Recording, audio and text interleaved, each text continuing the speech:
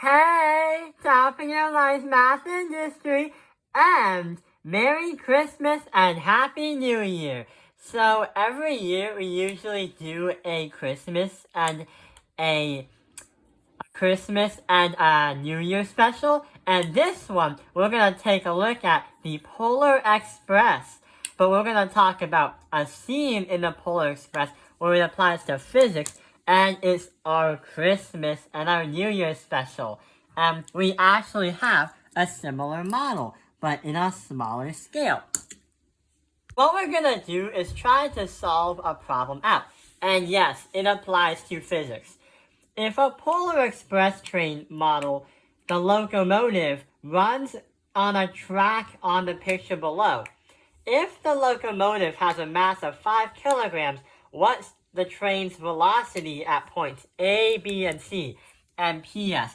The track is frictionless, which means that the track right here, we do not have to worry about friction.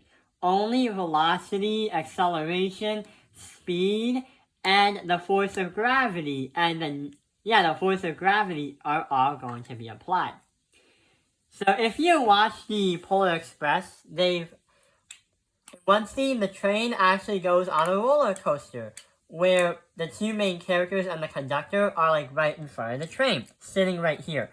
And we made the problem very simple, so if this is your first time understanding the concept, then we're going to make it very simple to understand. So assuming a locomotive, this model, goes on a track that looks like this, but you built it in your home to make it a smaller scale, not like the ones in the movie. So it looks like the train starts here, it runs here, but then it falls all the way to point A. But then it climbs all the way to point B. Then it goes all the way down to C, where the ice is. So let's start at the top, right here. They can't hear me. They can't? I don't like the look of this. Quick, under the safety bar. Is everything all right? What should we do? What? So this is where the train is going to start. And when you talk about energy, the train is using some kind of energy to make itself move. Not like coal, fire, water, that's different. What we're talking about is mechanical energy, which is ME. And then we also talk about the kinetic energy, because that's the energy going in motion. And that is going to be a KE. And the potential energy is the amount of energy needed to perform some kind of work or task. Like, the Polar Express is going to gain kinetic energy when it goes down here. But since it goes from A to B, it's going to slow down a little bit because it's doing potential energy in order to get potential to get up there. It's performing some kind of work. So our mechanical energy is equal to our KE plus our PE. But at the start of the top of the roller coaster, the train is pushing itself to get there. So we're going to say that there's only potential energy. In order to do this, we would have to do the height of the track multiplied by the gravity, which is 9.8. And then we have to multiply it by 5 kilograms, because that's the mass of the train. So our ME is going to equal our height times our gravity times our meters. So 15 times 9.8 times 5 on a calculator, you would get our mechanical energy is going to equal 735 joules. Joules is going to be the unit of energy of how much the train is using to do that kind of work, and also to get to the starting line right here. So the mechanical energy is also what we're going to use, because on a frictionless roller coaster, and if we don't really do anything else, the start is going to be a lot higher than the finish. If the finish was a lot higher than the start, then the train using gravity is not going to make it up there, and it's going to get stuck somewhere in the middle. Roller coasters don't need to use any power. They just use the force of gravity and the force of friction. But the problem is, this track isn't friction. So it's a frictionless one. So, right. The mechanical energy talks about that, explaining it right there. It's not going to change, nor it's not going to increase or decrease. That's because, since we start here, we don't use anything.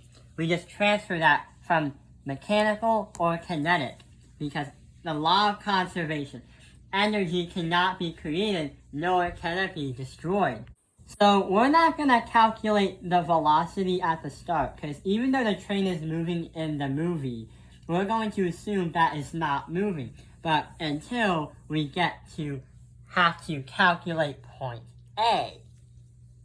Well, considering the fact that we have lost communication with the engineer, we are standing totally exposed on the front of the locomotive, the train appears to be accelerating uncontrollably, and we are rapidly approaching Glacier Gulch, which just happens to be the steepest downhill grade in the world, I suggest we all hold on tightly!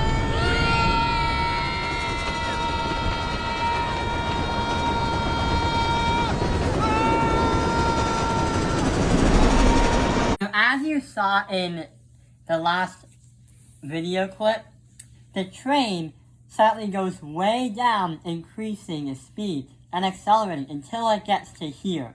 What is the velocity of the train?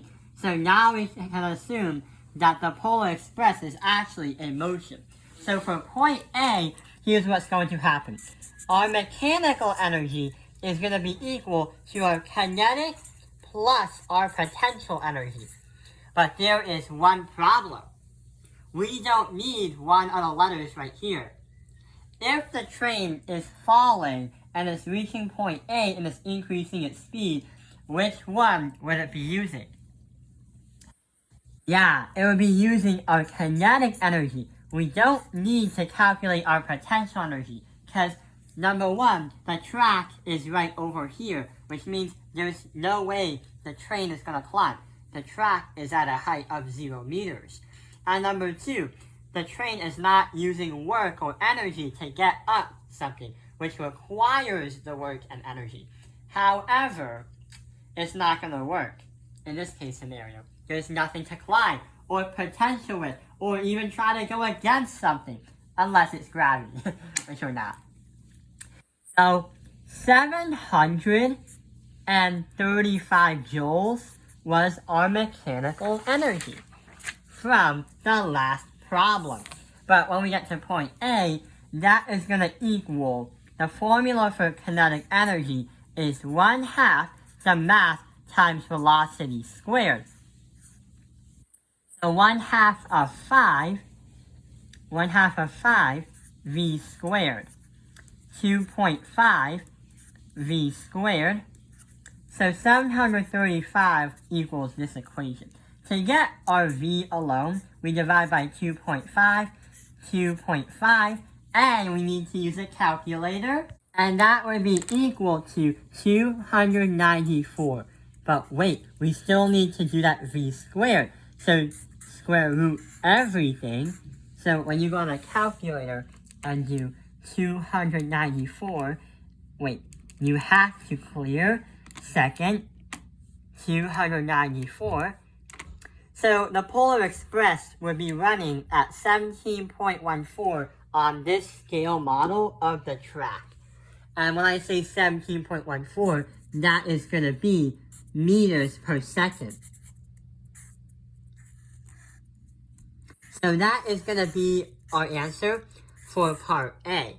So A is completed. Now let's see what happens in part B.